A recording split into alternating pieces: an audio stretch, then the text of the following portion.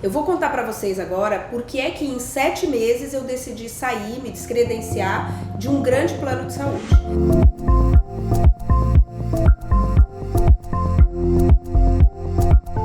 Estou falando daquele grande plano de saúde que todo mundo conhece e que a gente passa a nossa formação inteira ouvindo que sem nos cooperar a ele, a gente não vai conseguir crescer no consultório. E eu caí nessa história. Pra gente que é clínico, é muito difícil que isso vale a pena. Por quê? Quando a gente entra aqui no lugar onde eu moro, na época, a gente precisa comprar a joia daquele plano. E a compra da joia custava 150 mil reais. Isso mesmo, gente, 150 mil reais. Que eu teria que recuperar esse meu investimento com atendimento de consultas. Aqui na minha região, na época, eles não pagavam mal a consulta exatamente, eles pagavam uma média de 170 reais por consulta. Só que o que acontece, que é o que a maioria das pessoas faz, a gente faz uma conta burra, porque a gente não aprendeu em momento algum como fazer cálculos financeiros. Então, qual foi o cálculo que eu fiz? Bom, eu vou pagar 150 mil, e o plano me paga 170 reais, eu simplesmente dividi e cheguei à conclusão que se eu atendesse ali mais ou menos 10 pacientes por semana, e em tanto tempo eu pagava aquele plano, né, aquela entrada no plano de saúde. Só que ninguém me avisou, e eu tô aqui justamente para que vocês façam isso, não estou dizendo para vocês não se cooperarem, mas para vocês fazerem um cálculo adequado em relação a isso, ninguém me falou o quê?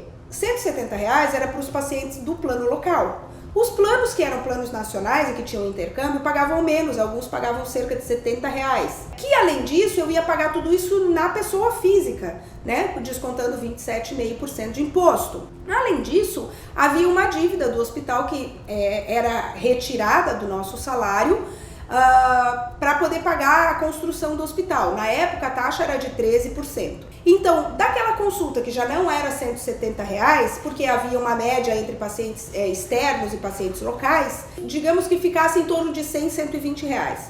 Em cima desse valor, eu tinha que pagar 27,5% de imposto de renda, eu tinha que pagar 13% do faturamento, não era do que sobrava, de capitalização para a construção do hospital, e tinha que pagar outros impostos, pagava o plano de saúde, uma porção de coisas, que no frigir dos ovos me sobrava mais ou menos 60 reais por consulta. E aí quando você começava a pensar, não, pera, eu começo o mês tendo que pagar o financiamento daqueles 150 mil, que era mais ou menos 3 mil na época. Então eu tinha que já partir de um negativo de 3 mil. Eu já tinha que correr atrás de um número X de pacientes só para eu poder pagar aquela prestação do meu ingresso no plano de saúde. E aquilo foi passando um mês, 2 meses, eu comecei a ver que o negócio não era assim. Eles prometem agenda cheia, prometem, tem uma carta de pacientes enorme, tem uma carta enorme de pacientes, mas a gente leva um tempo pra gente conseguir que os pacientes nos conheçam como pediatra.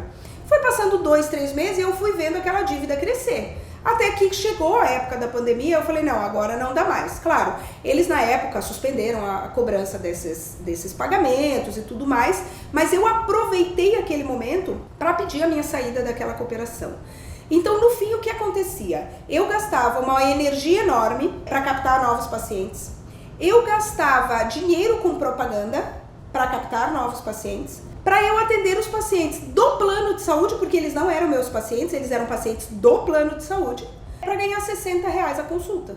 E aí não tinha como eu atender da forma que eu acredito que o atendimento seja adequado. 1 hora, conversa, da WhatsApp, por conta desse valor. Então eu tinha que marcar 3 pacientes para conseguir pagar o meu custo, pelo menos o meu custo básico, por hora. Ou seja, eu trabalhava praticamente igual na clínica popular, sendo que eu tinha uma dívida. Na clínica popular nem dívida eu tinha, eu podia sair o dia que eu quisesse, fim, encerrou meu contrato. E lá não, lá eu tinha uma dívida que estava correndo com juros e tudo mais. Então foi por isso que eu optei por sair. Eu optei por sair porque eu não deveria ter entrado. Eu não fiz o cálculo inicial. Então a gente precisa, quando for tomar as nossas decisões, claro, eu saí, eles me devolveram o dinheiro corrigido, tem todas essas questões, porque você compra as cotas, depois você devolve as cotas quando você sai. Mas eu passei 7 meses perdendo um tempo danado tentando resolver essa questão, que eu poderia ter gastado diretamente com o investimento na minha própria marca, nos meus próprios pacientes. Então eu perdi ali um pouco de tempo. Ah, foi péssimo? Não foi péssimo, porque tudo a gente aprende. E agora eu sei que quando a gente faz alguma opção, por qualquer coisa que a gente vai fazer, a gente precisa colocar no papel números reais. O que realmente vai ser cobrado, o que realmente a gente vai receber e quanto que aquilo vale de verdade o nosso esforço, a nossa energia e a nossa grana também. O nosso tempo, claro. Então foi por isso que eu acabei optando por entrar de meio...